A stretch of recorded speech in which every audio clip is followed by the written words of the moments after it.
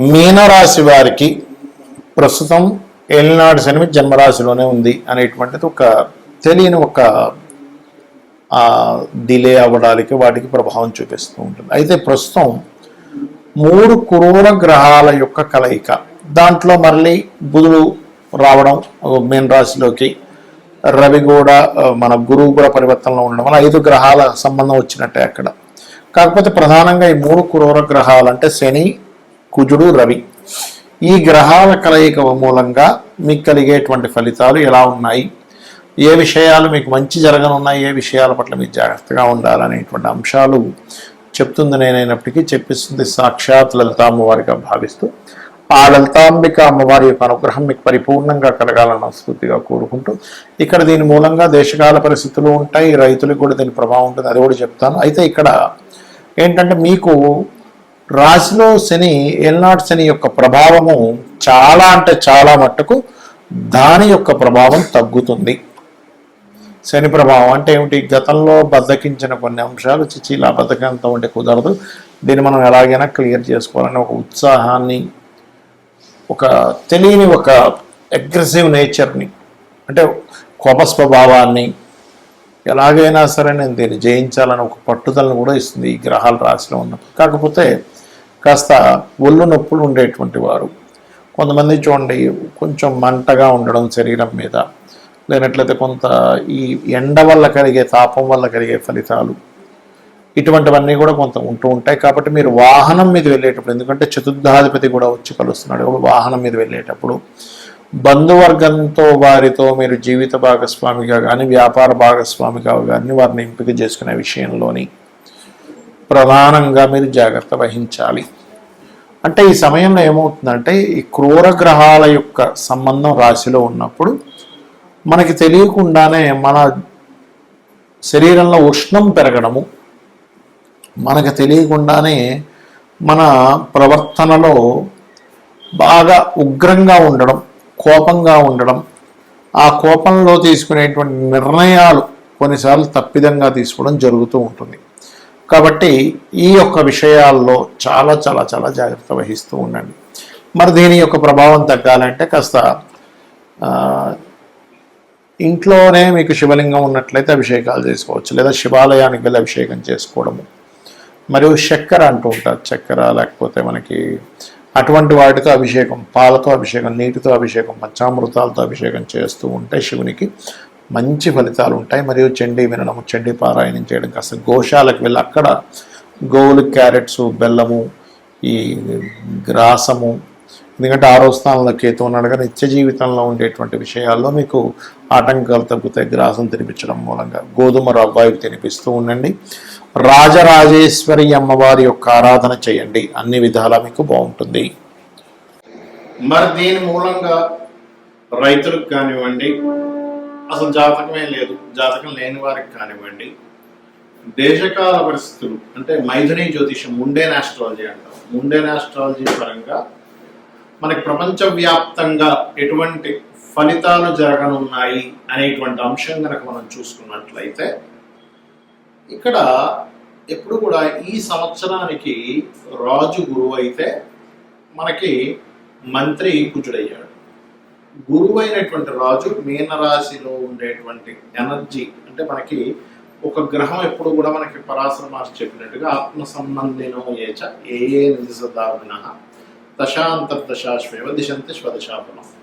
దశాఫలితాలు ఇచ్చేటప్పుడు కానీ, లేకపోతే ఒక గ్రహం తన యొక్క ఫలితాలు ఇచ్చేటప్పుడు కానీ, తన రాశుల్లో ఏ గ్రహం ఉంది, తనతో పాటు ఏ గ్రహం కలిసింది, తనని ఏ గ్రహాలు చూడబడుతున్నాయి, ఇవన్నీ మనం తీసుకుంటాం. కాబట్టి ఇక్కడ దుష్ప్రభావ రాశుల్లో ఉండేటువంటి గురువు మరొక దుష్ప్రభావ రాశుల్లో ఉండేటువంటి 3 గ్రహాల యొక్క ప్రభావాన్ని పొందుతున్నాడు. కాబట్టి రైతుల విషయం కనుక చూసుకున్నట్లయితే ముఖ్యంగా మామిడి పళ్ళు, అరటి పళ్ళు అమ్మేటువంటి ఎగుమతి దిగుమతి, అప్పుడు మనకి ఎగుమతి చేసేటువంటి ఉంటాయి.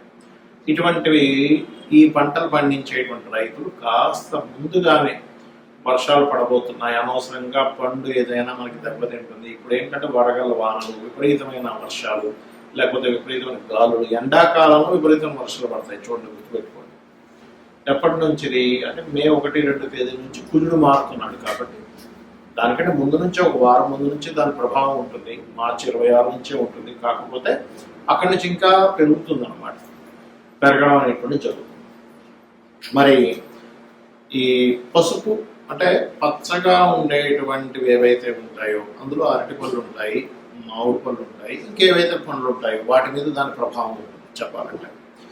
మరి ఈ యుద్ధ సంబంధించినటువంటి విషయంలో అంటే ఖచ్చితంగా మీరు చూడొచ్చు, ఒక వారం ముందు నుంచి అంటే మే 2 నుంచి కుజుడు మారుతున్నాడు అంటే దాదాపుగా మార్చి 26వ తేదీ నుంచే ఈ యుద్ధ సంబంధించినటువంటి విషయంలో తీవ్రత బాగా పెరుగుతుంది. ఇవన్నీ అసలు మనం ఎందుకు చెప్పుకుంటున్నాం, ఎక్కడో జరిగే యుద్ధం గురించి మనకెందుకు అంటే, ఎక్కడో యుద్ధం జరుగుతూ ఉందంటే ప్రతి దేశంలో ప్రతి ఒక్కరికి ఏదో రూపంలో వాళ్ళకి దాని యొక్క ప్రభావం పడుతూ ఉంటుంది.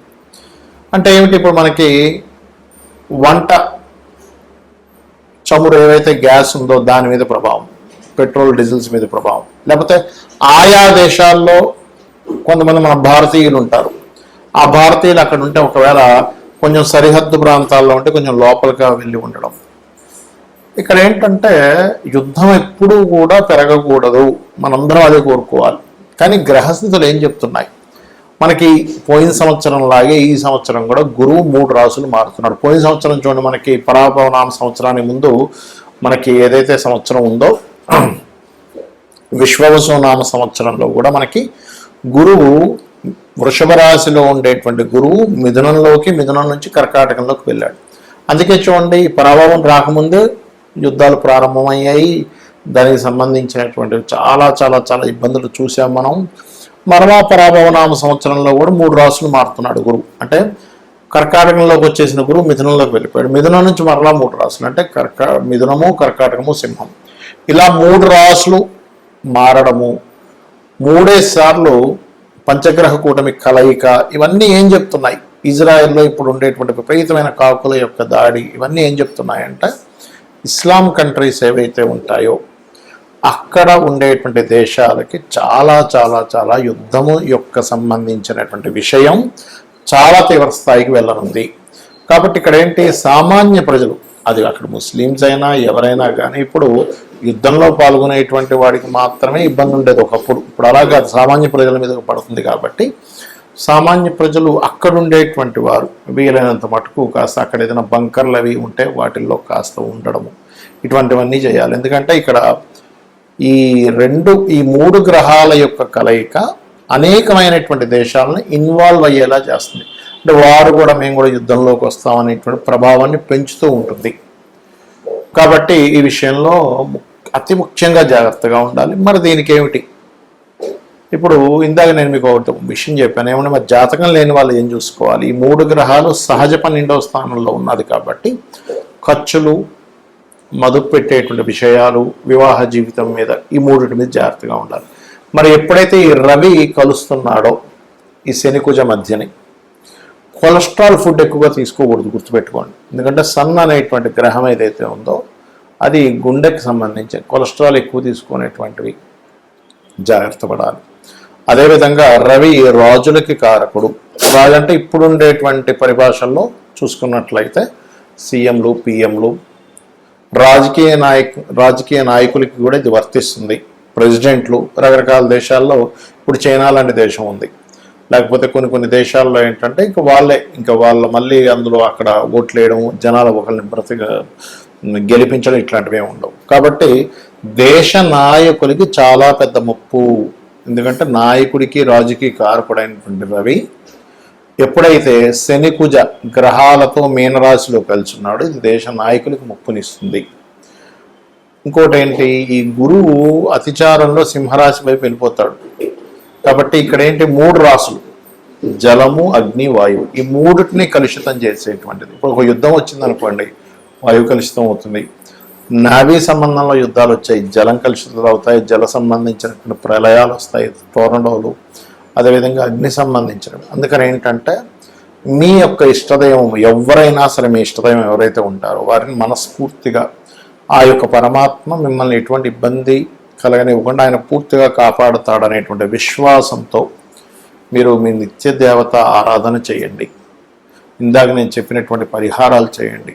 ఇక్కడ ప్రపంచం ఏ ఏ దేశాలు వాళ్ళ యొక్క ఈగోలతో వాళ్ళు అనుకునేటువంటి దీంతో గొడవలు పడుతున్నప్పటికీ సామాన్య ప్రజలకి ఏమీ కలగకూడదు అనేటువంటి సదుద్దేశంతో ఈ యొక్క విషయం చెప్తున్నాను నేను మీకు. శ్రీమాత్రే నమః.